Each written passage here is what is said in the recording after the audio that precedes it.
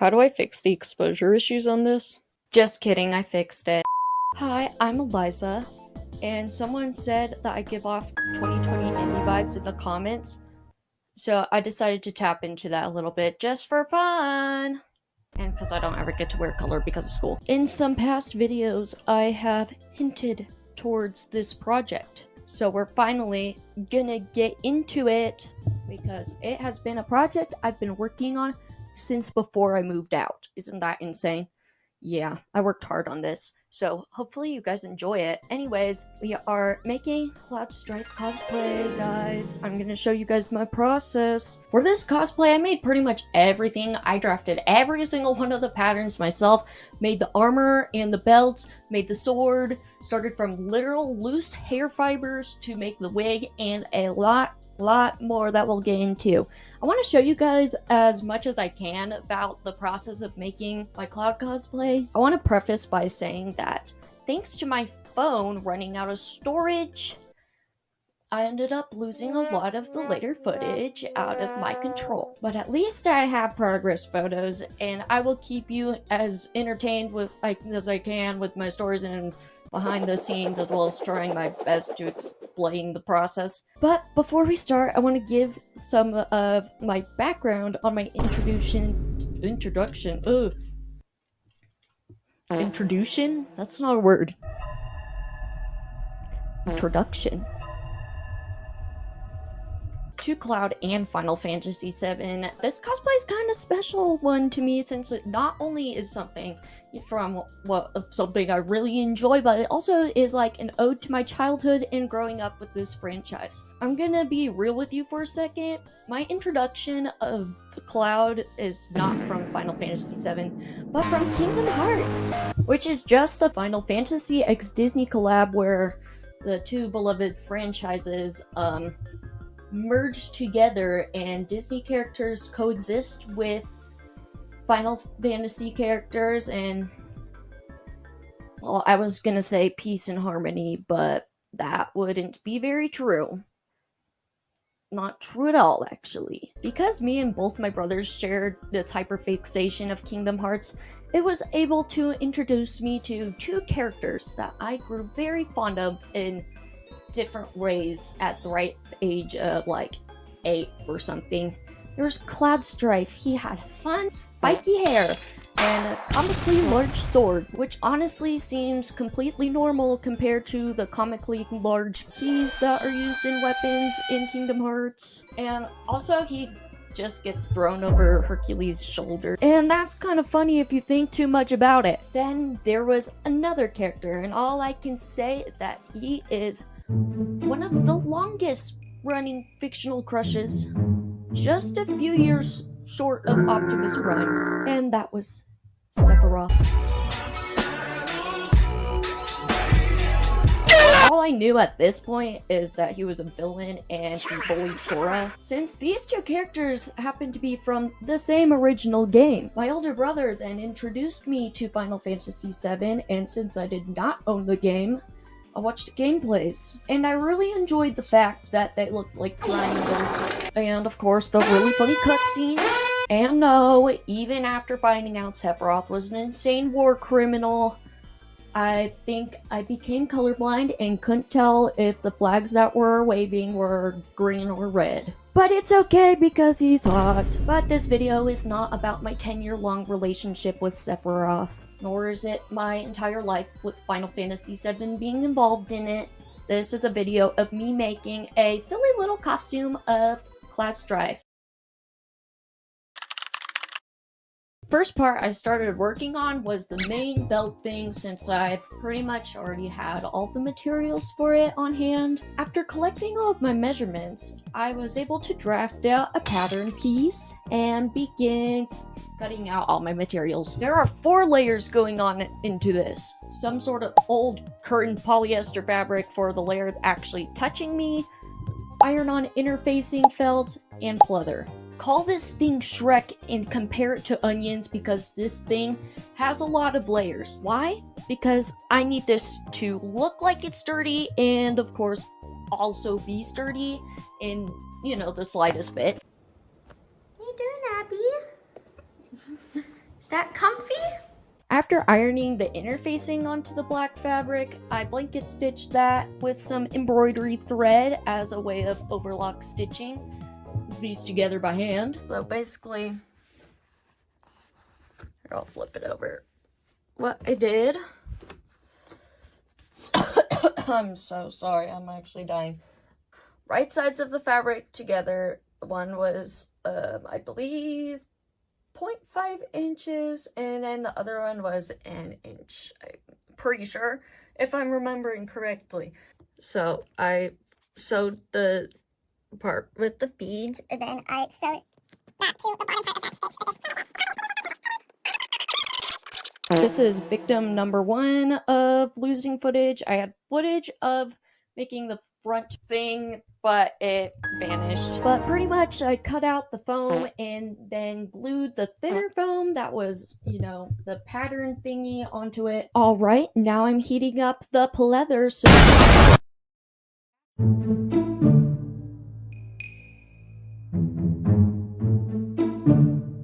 Gotta show you this new bracelet I got. I'm never opening a bathroom door again. I opened the woman's bathroom door today and my wrist actually exploded. And this is already the wrist that I have, like, severe unresolved carpal tunnel for. So, oops. I didn't mean to start. Oh, it's on the...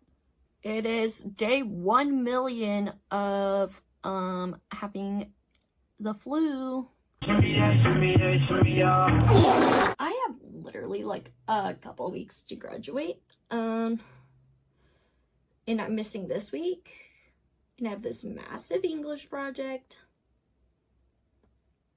but I want to work on this instead. My zipper,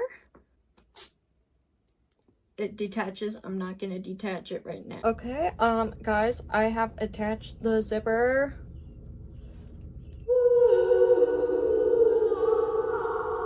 Watch this, guys. Zipped.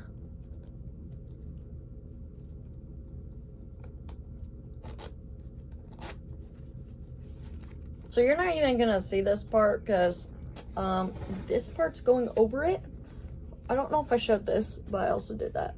And this goes over this, so this will show, not really, because if I'm wearing it, you can't see it because this is what's going against me.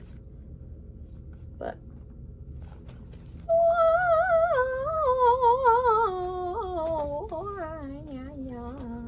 now the mistake I made with this part was buying the cheapest zipper I could find on Amazon. So it was like $4 or $5, I don't know.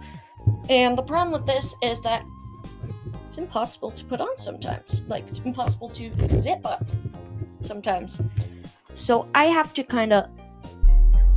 oil it up with chapstick. I'm gonna thank 5 Minute Crafts for teaching me that life hack years ago. It fits! Although the zipper's actually dookie, so it's like kind of hard to zip up. I'm trying to give you guys a view of the back, but that's kind of difficult. Okay, there you go. I spun it around under here. Boop, there's the zipper. And then what you do, it's hard with one hand, but you just unzip it. There you go, magic. Booyah! The cat's meowing at the door. Shut up. Not only did I not want to spend the money on belt buckles, I also couldn't find any that looked the way I wanted them to look. Not that I spent very much time looking, since I didn't really want to spend money on that. The initial plan was pretty ambitious. I was gonna learn to forge metal and make my own belt buckle. Then my dad said no, since he didn't want the house to burn down. Maybe he was smart for that, since California catches on fire over some ridiculous things. So that would be kind of embarrassing to be on the news and have the headline be, Loser Nerd tried to learn to forge metal just so she could dress up as a blonde twink and ends up burning the entire certain unnamed town in California that will not be named for privacy reasons. So I had to come up with a new plan. Instead, I decided to make them out of oven-baked clay and T-pins that I cut the pointed part and the T-part off of. And somehow, that plan worked perfectly fine without the fire department having to be involved, or entire towns burning to a crisp. Not gonna lie, would be kinda ironic if I accidentally burnt the town I grew up in, since it did in fact happen to Cloud, except for he didn't cause it, and it also wasn't an accident. Pookie was just not in the right mind after finding out about his mommy issues, but it's okay, I can fix it. Actually, hold on, my town actually has caught on fire a number of times. Who am I kidding? I see now. It's 12:30 in the morning on Saturday. What I need to do is the suspender thingies. And honestly, they're kind of intimidating me a bit. Don't even know where to start. Yes, I've been wearing the same thing for like several days in a row. I literally have not escaped the house because, I'm literally sick. So, you're just gonna have to ignore that, okay? Yeah, I'm disgusting, okay? I got it. I do have a pair of suspenders that I can use as sort of a guide, but, like, yeah, I'm a little spooked by it because... Sorry again. Yeah, it's a little spooky, so ooh. I don't want to do it. I don't want to. I don't want to. I need to be a big girl and be brave. Also, yesterday, I submitted my AP art portfolio. The website was down for half the day, so that made it a little annoying, especially since it was due yesterday. I did it, though. I did it.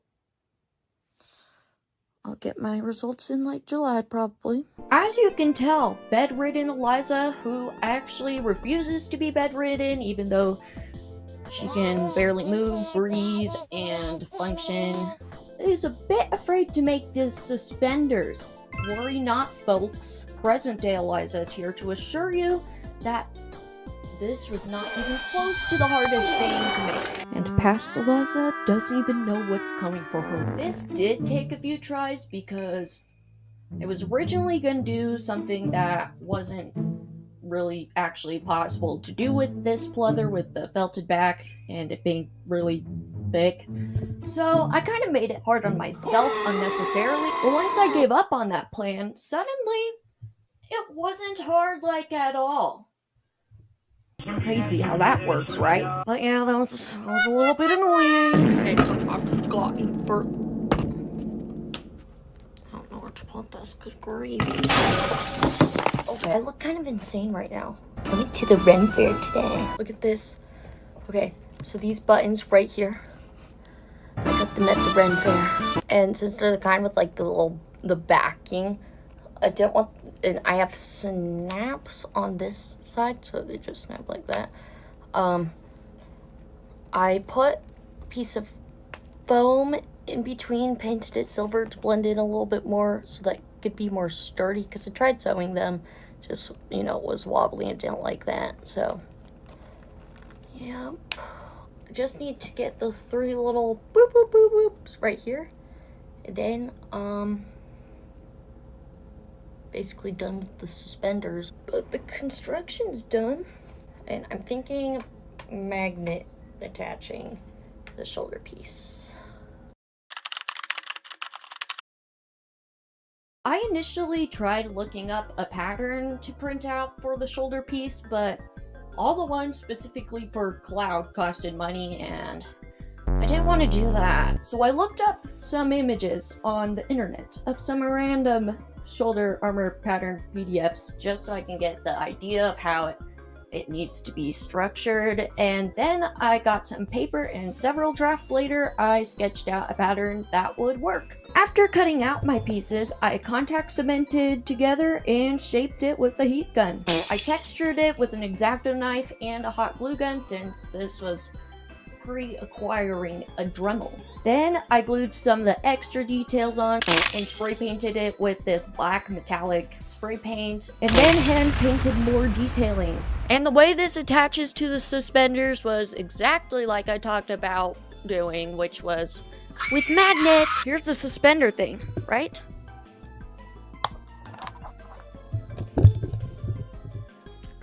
Ta-da, magic! Woo-hoo-hoo-hoo. See? So easy. I just go like that, and then I can also take it off. I'm a little nervous. I have to make gloves. The last time that I made gloves, or attempted to make gloves, didn't go so well. Alright, so these gloves took like a week to make since it was very time consuming and annoying to have to hand sew these gloves together. And I also did a lot of it during classes at school, sitting there hand sewing them. I promise this was mostly during my art and free periods, okay? Gosh. Did pretty much all of it at school, maybe like, I don't know, like a little bit of it I worked on at home. I don't have much footage of it because I was not about to record at school. Last night, I spent several hours drafting a glove pattern. I watched this video to learn how to do it. Here's what we've got going. Made these, then these are double-sided. Yep. Hit the jackpot at the thrift store today, guys. I was gonna go to Joann's and pay $15 a yard. But then, as I was about to check out, I look over to the rack next to me, and I find stretch leather pants. That's right, guys. I saved $10 because I only spent $5 on this. They sure did turn out better than my last attempt at making gloves. Would I make gloves again? Not unless I really had a really good reason to do that, because this was not fun. I did sew these little line things. I don't know the proper name for them. Glued these silver dots and then made the finger guards too. Initially, these were contact cemented onto the gloves, but they all came off, but they stayed pretty well on their own without anything attaching them to the gloves, so I'm not too worried about it. For the bangles, I don't know what else to call them, the wrist guards. I call them bangles because that's kind of how they're worn. I don't know. I used some foam. We'll measure it out. You know how much I need around my like circumferences of the areas of the arm. So these were like kind of trapezoids when I cut them out. Then shaped that like the bottom layers, and then built up the layers while measuring around the foam part while on my arm to make sure that I should have scripted this part. I forgot to. Made sure the layers would fit around it, and I used these little doohickeys, or EVA foam rod things, and cut them and contact cemented them on. Then I textured everything. I kind of did the same process that I did with the shoulder armor, with the texturing and painting and with the like spray paint and stuff, except for this time I actually had a Dremel, so I didn't really use the hot glue gun to texture it. And the way that these come off and on is with tiny little baby magnets. So watch this, guys, watch this. Look, I used my Dremel to drill little tiny holes into it because, you know, it wasn't gonna tear the whole thing apart like a power drill would, and because it had a short enough bit for it, that was like just the perfect size. And then I glued them in with E6000, and yeah. But yeah, pretty freaking cool. The gloves were pretty intimidating, I will say, because I had no idea how I was gonna do the fingers, and before I figured out the magnet thing, I didn't know how I was gonna do the bangles, and then of course, the last time I did gloves, I was tempted, it didn't go very well, so, but it went pretty well this time, I'd say. Good job, Eliza. I'm so proud of you for pulling through this one. God gives the people who have the most loser hobbies the toughest challenges, for real. It's the big part. This is probably the most hype part of the whole thing. Not to get all sentimental with you guys, but the Buster Sword, specifically mine, is pretty special to me since my dad helped make it with me. I kind of played an Uno reverse card on him for all the times I've had to go into the garage to help be a second set of hands for his projects. And finally, I would be able to say what he would say to me. Dad, I need some help in the garage. Well, I didn't actually get to say that since we, planned a whole day to work on this and went to buy supplies together and all that, and he wanted to do it with me. But you get the point. I drew up the blueprints and scaled the size estimates of the sword relative to Cloud's height down to work with my height. Finally, I found a use for taking geometry in the 9th grade. The next part of this was figuring out how the construction of this would work. And since my dad has his fair share of building experience along with being an architect, we brainstormed some ideas together. In the end, we settled that we would have a wooden rod as the main support that would stay around for the handle but be squared off for the rest, so that the insulation boards that are going to make the structure could have it slide in nicely with making a cavity for it to fit into. Since the sword is still massive despite being scaled down a bit to work with my height, it kind of would be impossible for this to be a one-man job, because one person has to be able to feed it into the table saw while the other would catch the opposite end and make sure it remained at that same level with the saw.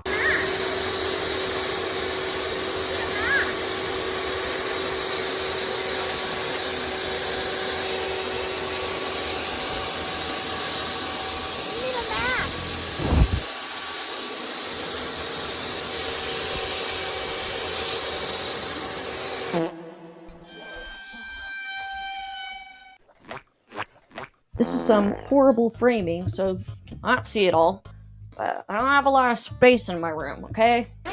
Try not to hit the ceiling with this thing challenge. It's hit the ceiling several times before. Let's talk about this little piece of metal. Since this blade of metal was definitely the most dangerous part of this entire project. The metal is the way the sword will attach onto my back with the magnets that are on the suspenders. But I needed those holes in order for the materia to be seen, so we needed holes big enough to do that, and we needed 2 of them. This gold unicorn horn looking thing is called a step drill bit. It attaches to the drill like any drill bit would, and step by step, which are each of the size options, it carves out a hole. And yes, this is something that is intended to work on metal. So my dad gave a rundown on how it worked and where I needed to drill up to, and I began to drill. It began getting a bit sketchy, not just from my hand having some serious hand issues, but the metal was hard to drill through, and the drill liked to whip around, so my dad decided that he would do it. Since I have 18-year-old girl arms, I would probably get my hand ripped off, and he had however old dads are supposed to be arms, where it would be less likely to lose a hand. Now came the many more obstacles that would occur. First of all, my dad did in fact almost lose a hand. It's probably an exaggeration, but it sure looked like it, and he also thought it. Don't worry, his hand's perfectly fine, okay? Then with the combination of the outside temperature being the same temperature that an air fryer gets at its highest heat, and the sparks and friction from the metal from the bit creating heat as well, the drill basically almost burnt out and started smoking, so my dad went and got another drill. I thought to myself, yeah, it's normal to have 2 drills. You never know when you need a backup. But then that drill pretty much burnt out, and guess what? He pulled out another drill. Keep in mind, all these drills are like the same drill too. Apparently, my dad owns a lot of drills. I'm not all that surprised thinking about it, but in the moment, it was pretty funny whenever a drill died out, he would pull out another one. But of course, it's not like drills grow on trees, and we ended up pretty much burning out all the drills, and they couldn't properly cool off since it was hot enough to put a raw frozen chicken out and have it completely thaw and not just cook but be completely burnt to a crisp within 3 minutes. So while cycling between drills, the unused ones went in the fridge that was in the garage to help cool them off. And after what was probably at least 56.5 years of drilling, we drilled the holes. Well, my dad did it while I watched and helped switch out the smoking drills with the refrigerated ones. But seriously, it took at least 3 hours just for these holes to get drilled. Once the main construction of the sword was done, my dad did have the whole have fun and peace out type of thing, since the rest was kind of on me to add the details and painting. Over the installation boards, I used paper mache to kind of help seal it all together, and then cut out the 3D-ish details on the sword with EVA foam and used Super 77 spray to attach it. Basically, all the details are a mix of foam, paper mache, cardboard, googly eyes, and many coats of Mod Podge sealing everything together. After all my details were on, I then sprayed some of this thick black spray paint to act as another seal and base color. Then the rest is just a bunch of painting and whatnot, I guess. Oh, and I also found this cat in the garage while working on it, and after having the garage door open for the ventilation and for the cat to get out of the garage, the kitty would come back every time I had the garage opening while working on it. Hey, you don't live here. Kitty! What are you doing in here? What are you doing in the garage? What are you doing? You don't live here. This isn't your house. What are you doing? You can't be. No, that's not for you. Ah! Oh, kitty cat. No, that's not for you. Oh, gosh. Goodness. Oh, that's not safe. Oh, gosh. That's not safe. That's very wobbly. Oh, gosh. Okay. What do I do? Oh! What are you doing? Whose cat is this? Whose cat? For the handle, the part that is attached to the sword is air dry clay, and the end is craft foam and EVA foam, and the wrapper on the sword is some more of that pleather that was glued and taped to stay in place. But then I coated a couple of layers of resin to really seal everything together and for it to be impossible to unwrap. Oh, and the materia is just these little lights that are controlled with this remote. One day, I'll learn the fancy lighting and wiring stuff. Anyways, this is kind of like the first prop I've made, and I'm proud of it. And thanks, Dad, for helping me out. It was fun and a great last big project before shipping me away. The top was way too overthought, and that was the hard part about making the tank top. I tried to be all fancy and resourceful and not spend a bazillion dollars on stretch rib fabric, so I tried to do my own thing, and that did not work. And I spent way too much time trying to get it to work. And here was the other challenge. I had like a week at the very most until moving day, and I needed to finish the tank top while I had a serger, since sewing stretchy fabrics together is much easier with a serger. And since that thing is my mom's, of course, I had to stay home. At this point, my mom was also freaking out because we needed to figure the shirt out on a massive time limit, while, of course, trying to move out at the same time. I began to lose all hope since it seemed like my options were hopeless. My way didn't work. It was way too late to order fabric online. I tried picking some up from Joann's, but they canceled my curbside order pickups since they no longer had the fabric I was trying to get. And there may have been other fabric options, but if I remember correctly, the very limited options they showed on Joann's websites to be in stock at our store were like $20 a yard or something. And the other problem to this is that I was picky, since at this point in making costumes, especially if I'm entering into a contest, I need it to look a certain way, since I have a standard I set myself to when making these. I did not want it to be thin, flimsy stretch fabric with lines that mocked ribbing.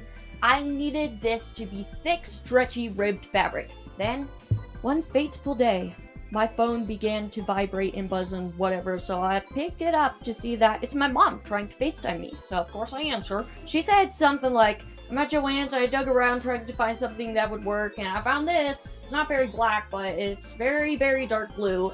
But it's the material you want. And I immediately get all excited and relieved because a miracle had been bestowed upon me and my family. If you think about it, 1997 Cloud's uniform was blue, as well as Super Smash Bros. Cloud, I guess. But I kind of like that, the fact that the fabric we settled on was blue. I feel like it pays a bit of homage to the original rendition of Cloud Strife. Anyways, I used the pattern I drafted for making a dartless pattern block for a dartless pattern block for my torso and creating a pattern from it, and then used the serger to attach everything, and then manipulated the serger to make a hem by doing a flat, but it seems I forgot how to say words. My bad.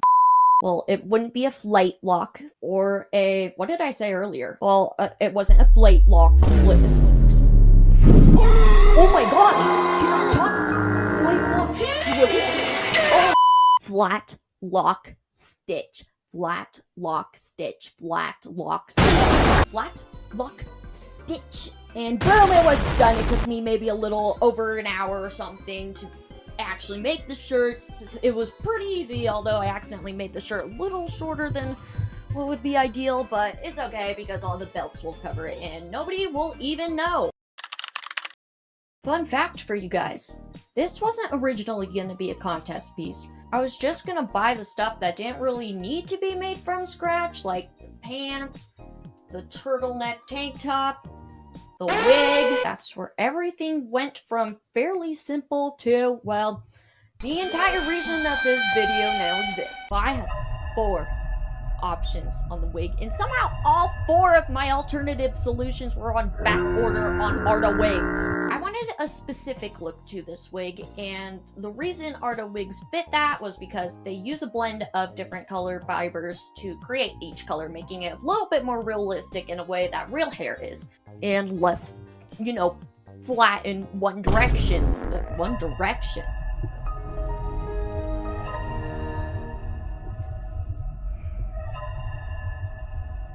One-dimensional. I think I'm actually losing my mind, I'm not even gonna lie. Less flat and less one-dimensional, you know? Because instead of just being one color for each of the fibers, for every fiber, it's, you know, multiple colors for the fibers. Yeah, there.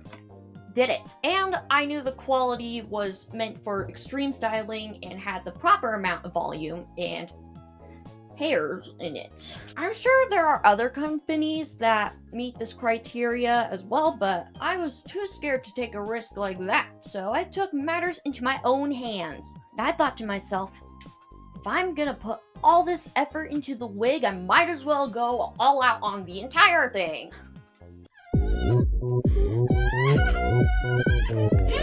Bought a variety of colors of hair fibers and an empty wig cap and decided I'll just do it myself. Fun fact. Moved. Ta-da. Okay, anyways, time to work on the wig. Can you focus, please? Hello? So I mixed a bunch of colors. Some darker ones and some lighter ones. There's like multiple colors in each one to make it a little more realistic. Yeah. Anyway, so I'm gonna turn these into wefts so that I can steam them properly. And before I put them onto the... Can you move the wig cap? So the good part about the hair fibers is that they came pre-crimped, which meant I didn't have to do any crimping. I know crimping wigs is a divisive topic in the cosplay community. Some people love it, some people hate it. But I think the people who hate it think of a crimped wig as a wig that actually looks crimped. Heavy crimp marks. You know, you can tell that person used a crimper on that thing. But when people say they like crimped wigs, it's usually because they've done some more extreme looking wig styling and the wigs are crimped to give it more structure and hold its shape better, as well as giving it more volume, but they don't actually look crimped. Here are some examples of some insane looking wigs, and I'm gonna let you in on a secret. They're crimped. The way that a crimped wig is crimped without actually looking crimped is by taking small vertical sections of the hair and combing out the The way that a crimped wig is crimped without actually looking crimped is by taking small vertical sections of the hair and combing out the crimped hair before it cools. And I recommend some sort of metal tooth comb for this. Really lessens the crimp marks since it helps retain the heat, because metal does that, you know? But of course I don't actually need to do any of this since this is already crimped. But I will give you my full take on crimped wigs. I think whether crimped wigs looks good depends on the character you are trying to cosplay as and the type of look you're going for. For something that is wanting to look more natural, doesn't need intense styling and shaping, I probably won't crimp it. For example, my Levi Ackerman wig, this is not crimped. It's a little misshapen because I haven't actually taken him out of his bag since before I moved. So another fun fact is this was my first wig for my first cosplay ever, and it's kind of a strange story of how I got into all of this. If you want to hear my cosplay lore, let me know in the comments. I will usually crimp super long wigs because personally I find that it helps them look neater for a longer time, but I don't know. Anyways, back to the matter at hand. I created wefts. If you watched my overpriced wig drama video, you might find this a bit funny since supposedly, according to a certain person in that video, creating wefts is a unique process. It's not. Some of the wefts are sewn and some are glued. The glued ones are closer to the exterior, so they're less bulky and can be used for the glued hairline. For the ones I sewed, those are more in like the middle section, I guess, because they had a little more, sewn structure, so it was thicker base to glue on, I don't really know what else to say other than I glued it, but I trimmed every piece to its desired length, either after a small section or sometimes even a singular weft depending on its place. I recommend using 3D models in order to find where all the hairs lay rather than just photos alone, because it gives you all the angles and you can turn it and angle it to the perfect angle that you're working on. It's very useful. Life hack.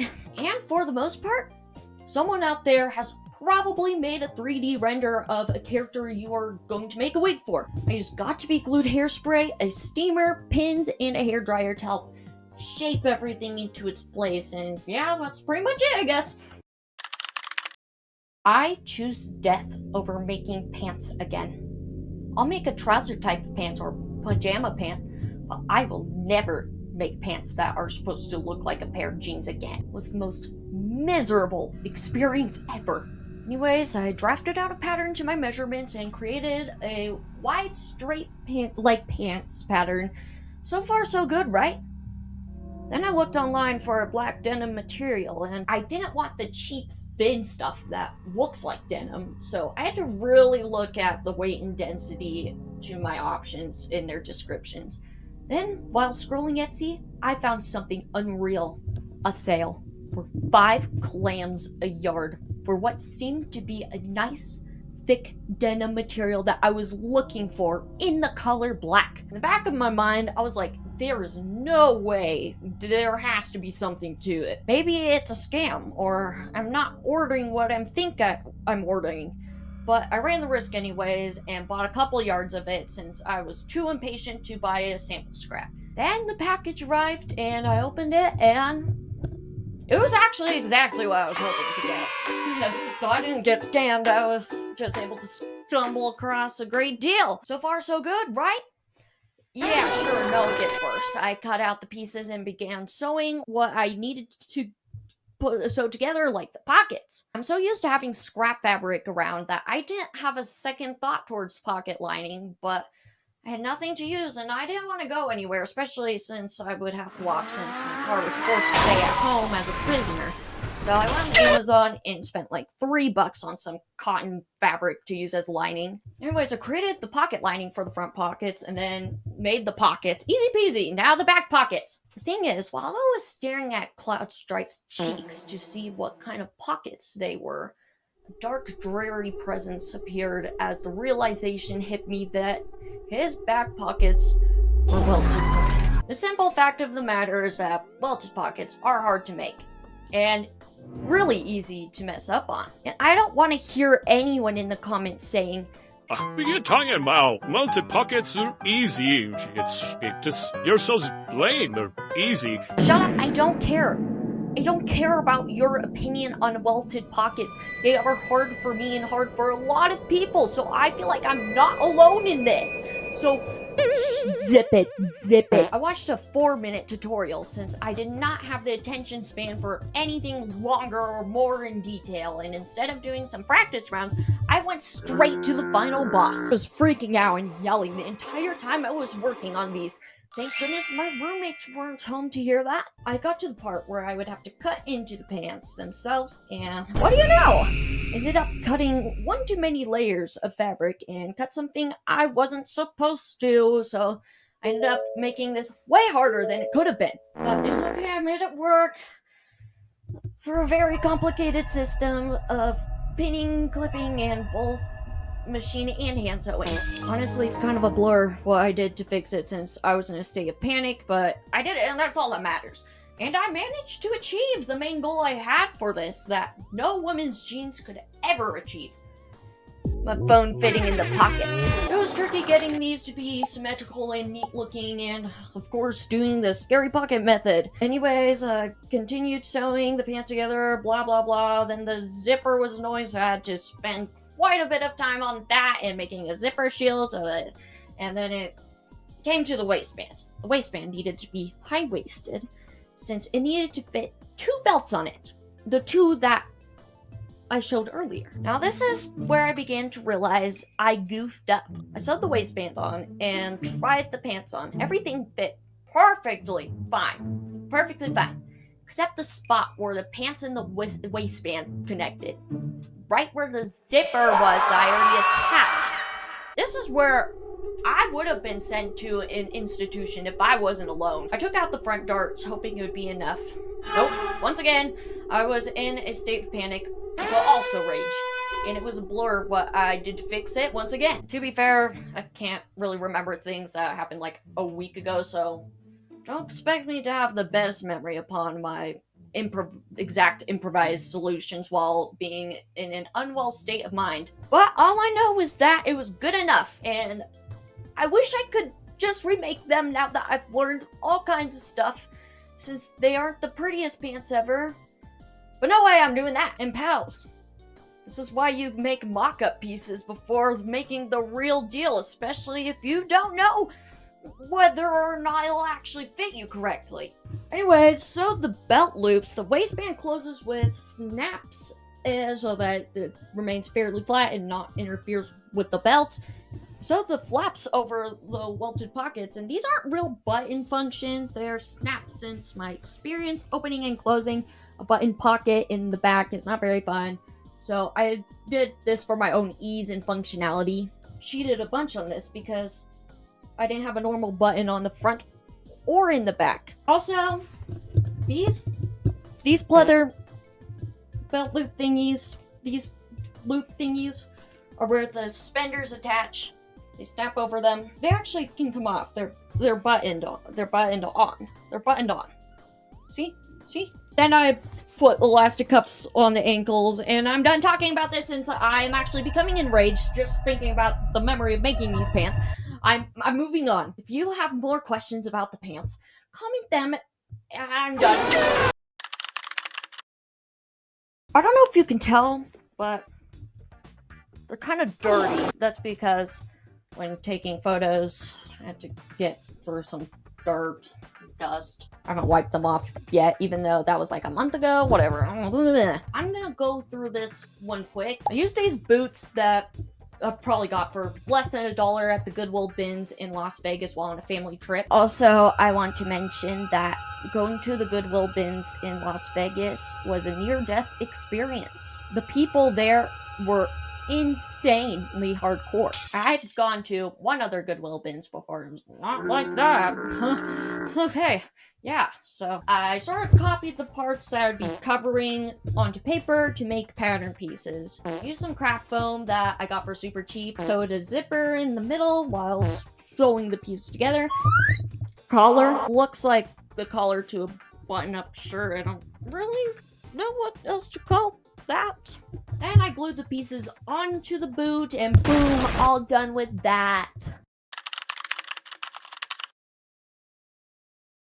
While my older brother and mom were visiting, this would bring a perfect time to get some photos taken since my brother does photography and my mom could help out as a handler. And it was a really fun family bonding adventure even though we couldn't figure out how to get back to the car, so we had to walk through the area that a ton of people were at, and they all stared at me, and that was kind of embarrassing, but it was also kind of funny, so it's okay. And it was definitely worth it, because look at these sick photos that were taken.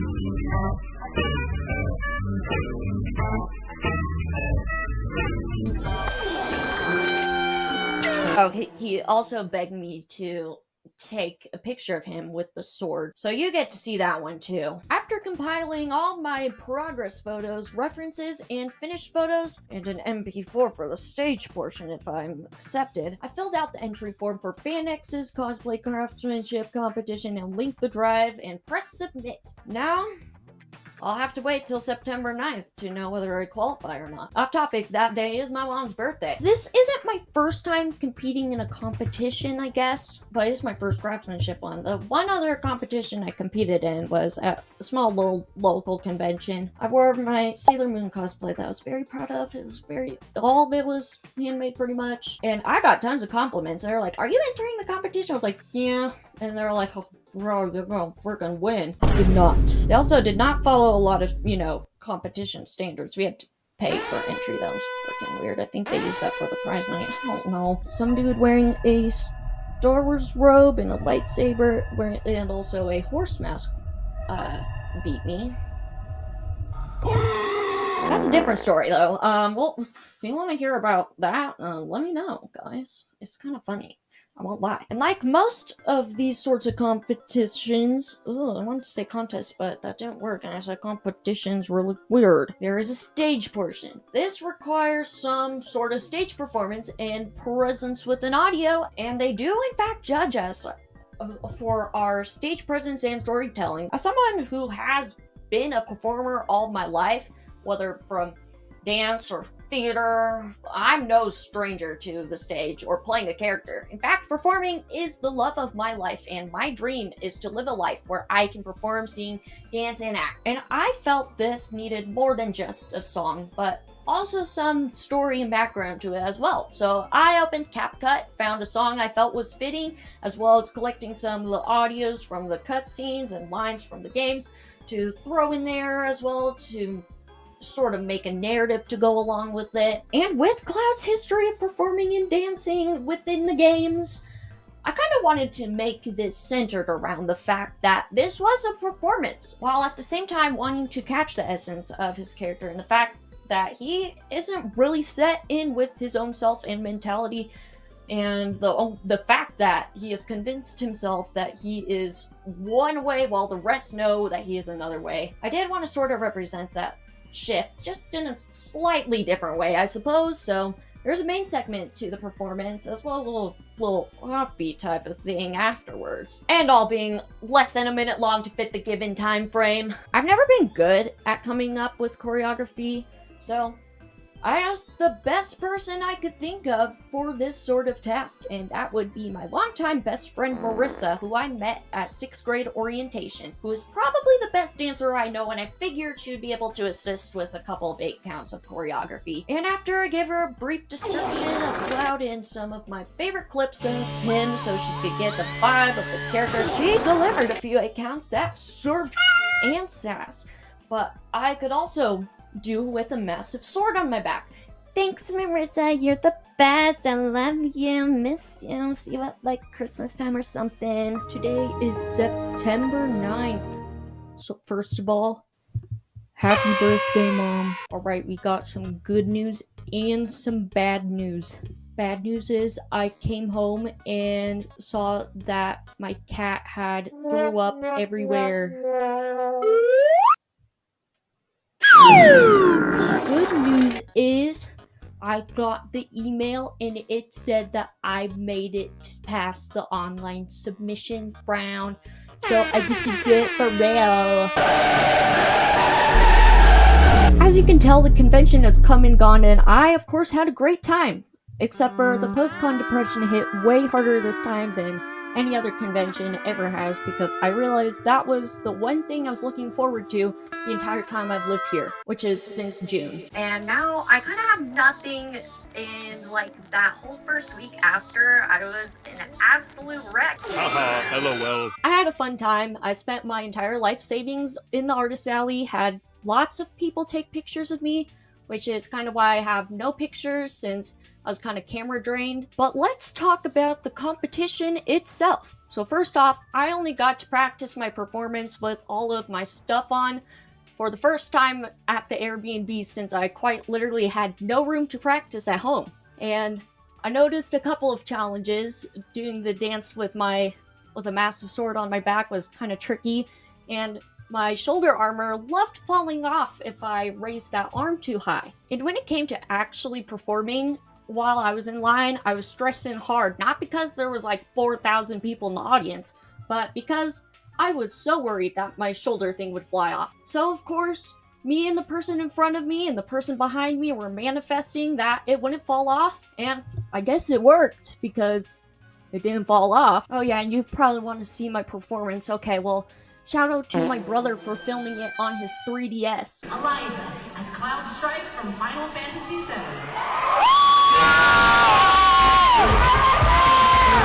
And no skills. I've got skills.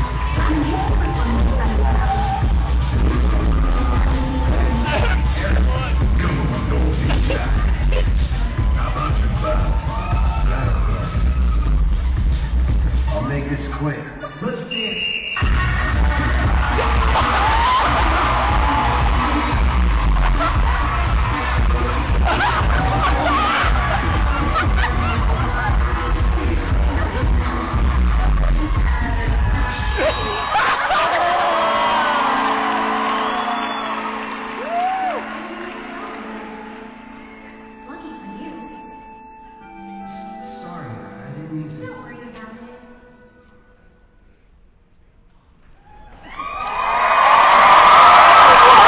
I really felt like a Weezer concert since I've only ever seen clips of Weezer concerts filmed on a 3DS, so that's why I say that. I do want to talk about the prejudging portion as well, since that is a very important part to this. I unfortunately felt like I was extremely rushed since we had a minute and a half to talk about our work while answering the questions, and there was a person that would literally keep time and say like 30 seconds, 10 seconds. So I feel like some of the important stuff I want to say couldn't be said. They were also so interested in my sword that I feel like they didn't pay much attention to all the other stuff I made, and the fact that every single pattern was drafted myself and everything I made was completely from scratch. I mean, I'm glad they liked the sword. I'm pretty proud of it too, and it was very fun to work on it with my dad. Thanks, Dad.